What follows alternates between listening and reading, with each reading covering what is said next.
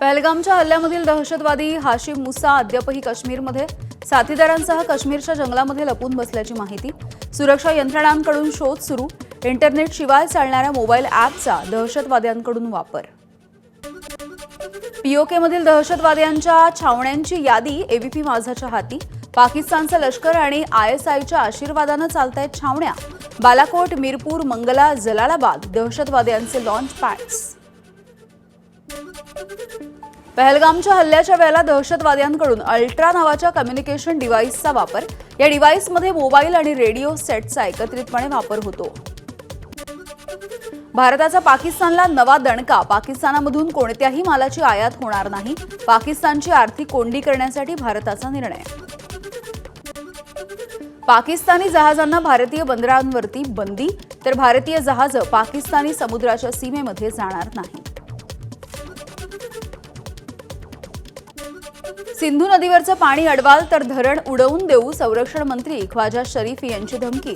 सिंधू पाणी वाटप कराराचा भंग खपवून घेणार नाही, शरीफ यांचा इशारा।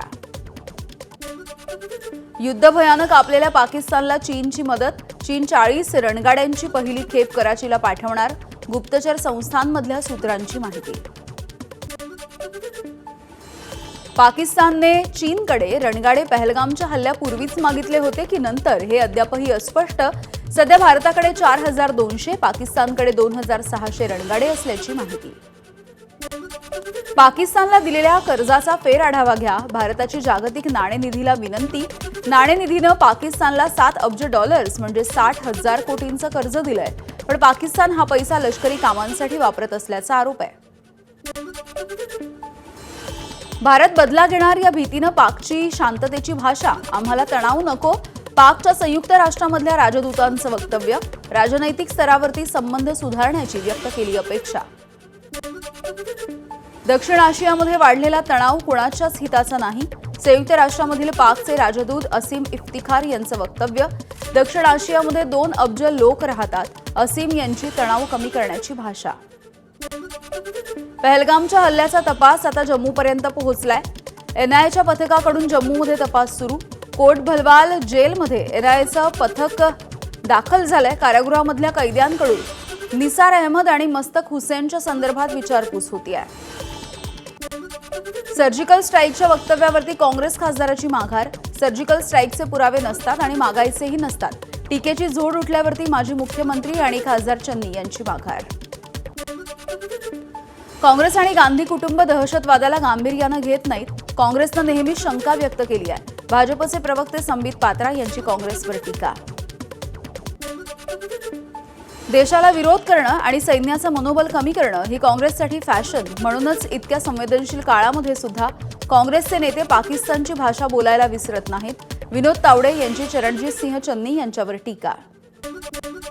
पहलगामच्या दहशतवादी हल्ल्याला अमित शहा जबाबदार, संजय राऊत यांचा आरोप। शहांनी आधी राजीनामा द्यावा, राऊतांची भूमिका।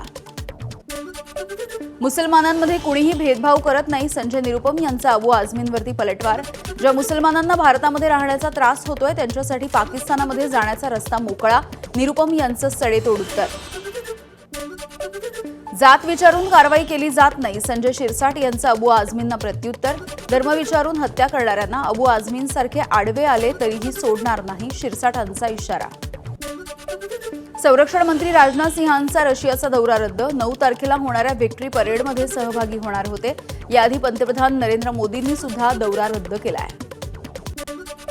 पहलगामच्या हल्ल्याच्या निषेधार्थ 100 पेक्षा अधिक संघटनांचा मूक मोर्चा। जळगाव शहराच्या विविध भागांमधून मोठ्या संख्येने नागरिक मोर्चामध्ये सहभागी झाले।